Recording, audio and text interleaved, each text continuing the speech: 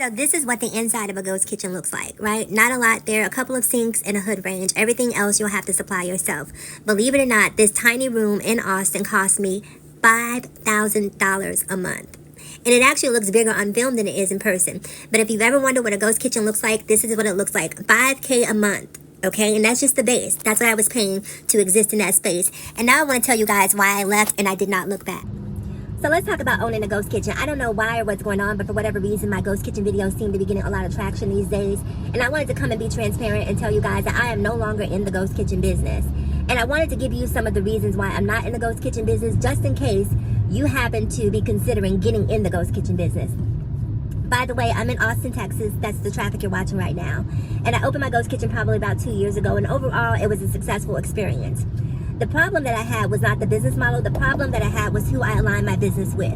And that was Cloud Kitchens. If you guys don't know Cloud Kitchens, do your research, especially if you're considering opening up a ghost kitchen. It's basically like a commissary kitchen with multiple units or multiple suites where you can own and operate your ghost kitchen brand.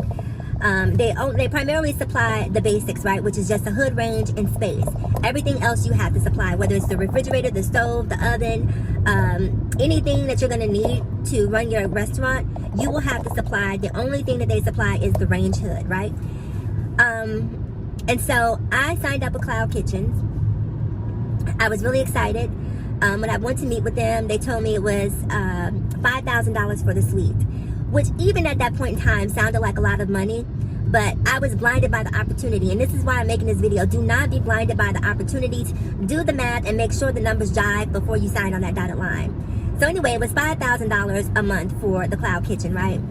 And the suite itself, you guys, was literally the size of a walk-in closet. It was about maybe 20 to 25 feet long and maybe 10 to 12 feet wide. Now, keep in mind that probably 40% of that space was the range hood, right? So we had very, very little space to operate our kitchen. And if you wanted more space, they had other spaces in there for refrigeration, but we had our own refrigerator, so that took up a lot of space. You have to have a prep area. You have to have an area to bag the food. So it was very limited space. And for $5,000 a month, I was thinking to myself, I'm really getting the short end of the stick.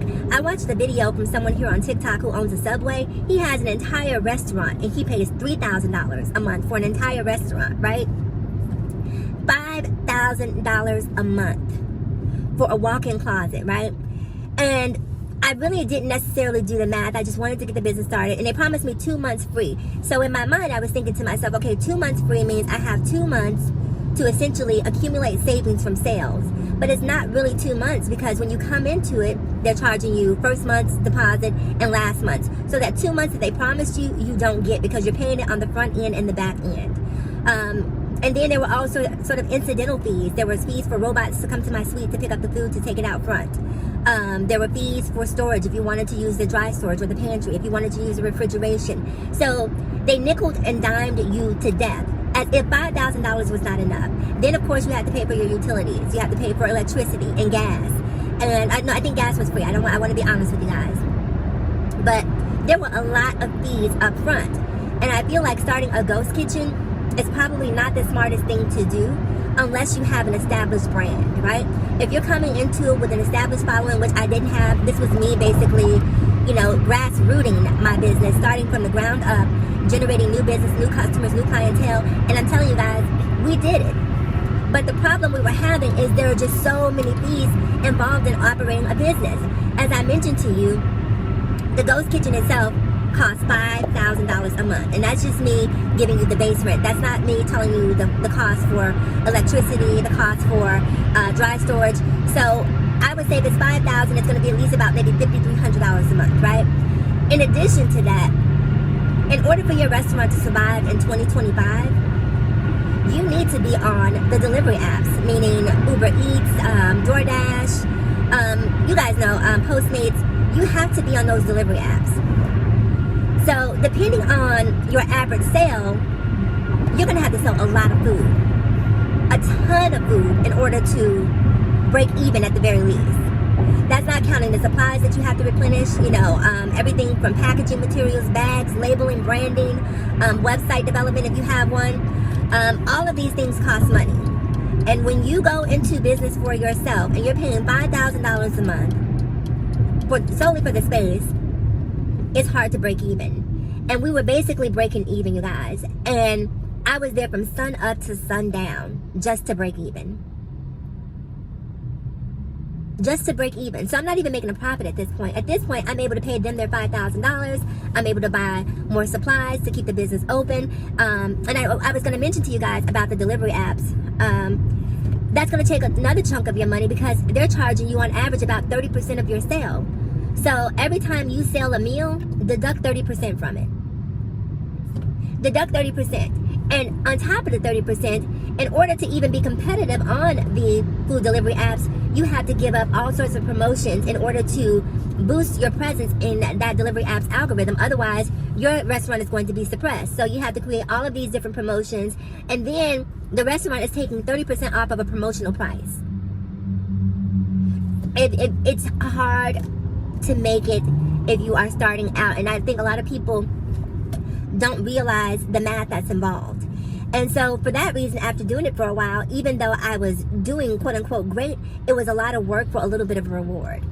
And I'm like, I mean, if I'm going to earn this low of an amount, I may as well go back to work because I don't have the overhead in a job. You know, I can easily make $100K in my job and not have to be responsible for overhead. So that's what I did. I went back to work. Now, I still have aspirations of going back into the restaurant business. I just wouldn't do it the same way as I did it before. Reason being, when I did the math, right, at $5,000 a month, that's $60,000 annually. $60,000. I can easily buy a food truck for $60,000 and be done with it. No longer have the overhead and own it outright. I don't have to worry about the monthly and incidental fees. At that point, the only thing I really have to worry about is maintenance on the vehicle and also the fees from DoorDash, Uber Eats, Grubhub, you know, all of those different places. But it's a lot easier to ingest or digest those fees when you don't have it compounded by an additional fee of $5,000 a month, because that $5,000 can go right back in your pocket. And so it would be my suggestion, if you are contemplating opening a ghost kitchen, do the math. Like I said, here in Austin, it was $5,000 a month, which was exorbitant. And I don't know how much it is in your area, but chances are if the price is lower, then the volume is going to be lower. You're not going to have access to as many customers, so you're not going to see very many sales. And I would also say pricing is essential to your business strategy and making sure that your average ticket price, you want your average ticket price at least to be $20 to $30. You want every single ticket to be at least $20 to $30. In order for you to make it, especially if you're in a ghost kitchen, every single sale needs to be $20 to $30. Now, you can have a volume business market where you sell low, but you sell a lot of volume, and you can make it up that way, but it's a lot of work to do it that way. So, if you have questions, if you're contemplating opening a ghost kitchen and you'd like for me to answer the questions, definitely leave them in the comments below. But my suggestion would be to avoid opening a ghost kitchen and buy a food truck. Do not, if you can, at all costs. At the very least, if you buy a food truck and you decide to walk away from your business, you still have the truck itself as an asset. When you're paying rent into a commissary space, you don't have any asset. There's nothing. And then you also have the burden of trying to figure out what to do with all of your equipment. Where's the fryer going to go now? Where's the stove going to go? Where's the refrigerator? Whereas if you decide to close the business and it's all compacted into a food truck, you don't have those questions to figure out. So moving forward, and we're on the verge of leaving Austin right now, so I don't know that we will be opening a restaurant back here in Austin again, but as soon as we get to where we're going and we put down roots, I'm definitely getting back into the food business, but it will be a food truck. I would never, ever consider opening another ghost kitchen. And I do want to say this. Now, if you have a food truck, it's not a bad thing to, on occasion, use a commissary kitchen for prep. But that's about it. And then, you guys, I was paying $5,000 a month, and the place had roaches. The place had roaches. They had roaches and had the audacity to want $5,000 a month. But anyways, there you have it. If you have questions, once again, leave them below, and just stay away from the ghost kitchen if you possibly can. Buy yourself a food truck, buy yourself a food trailer. Avoid opening a ghost kitchen at all costs. I promise you, it's not worth it. The overhead is far, far, far too expensive. And at the end of the day, you're really being pimped. You're working for them.